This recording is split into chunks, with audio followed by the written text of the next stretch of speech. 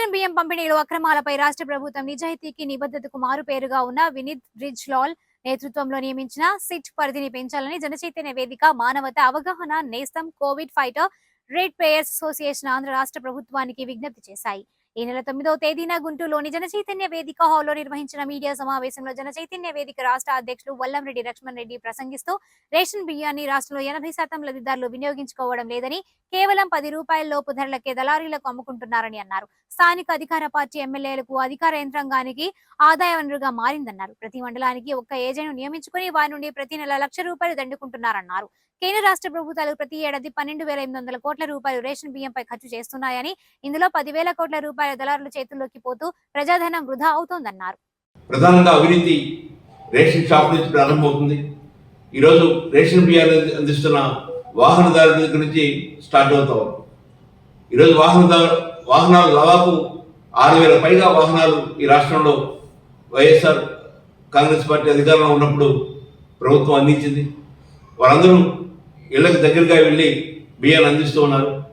ఆ బియ్యాన్ని అందించే క్రమంలో లబ్ధిదారులు చెప్తున్నారు, అమ్మ మీకు బియ్యం కావాలన్నా డబ్బులు కావాలన్నా, డబ్బులా బియ్యమా అని బహిరంగంగా అడిగి వారు బియ్యం వద్దు డబ్బులు కావాలంటే డబ్బులు ఇస్తున్న పరిస్థితి.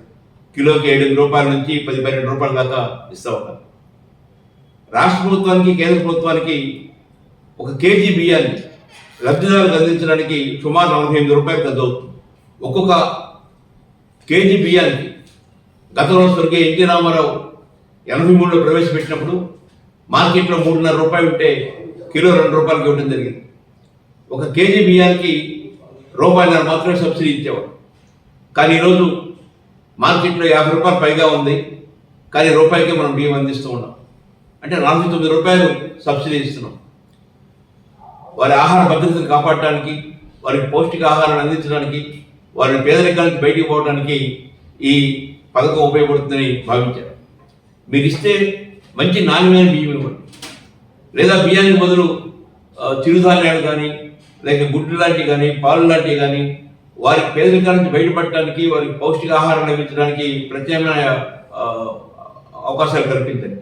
అంతేగాని ఈ ఉపయోగం లేని బియ్యం, వాడని బియ్యం అందించి దాన్ని అవినీతికి పరాకాష్ఠగా మార్చుదని కోరుకుంటున్నాం. ఒక్కొక్క ఎమ్మెల్యే ఆ నియోజకవర్గంలో ప్రతి నెల 5-6 లక్షల రూపాయలు సంపాదిస్తున్నారు కేవలం బియ్యం అక్రమ రవాణా చేయడం వల్ల. ఈ అక్రమ రవాణా చేయడానికి ఒక గ్రీన్ ఛానల్ కూడా ఏర్పాటు చేస్తున్నారు. ఆ గ్రీన్ ఛానల్ ఎలా అంటే, రేషన్ షాప్ నుంచి అది ఓటర్ యోగాలు చేరేంత వరకు ఎవరు అడ్డు రాకుండా స్థానిక పోలీసులు, స్థానిక ఇతర సివిల్ సప్లైస్ వాళ్ళు, విజిలెన్స్ వాళ్ళు, వాళ్ళందరికీ మామూలు ఇస్తూ ముందుకు తీసుకెళ్తున్న పరిస్థితి. ఒక రేషన్ షాప్ డీలరు ప్రతి నెల 1000 రూపాయలు రెవెన్యూ మామూలు ఇస్తున్న పరిస్థితి చూస్తున్నాం. ఇంత అవినీతి ఇంకా ఇతర పథకాల్లో ఎక్కడ కనపడుతున్నా.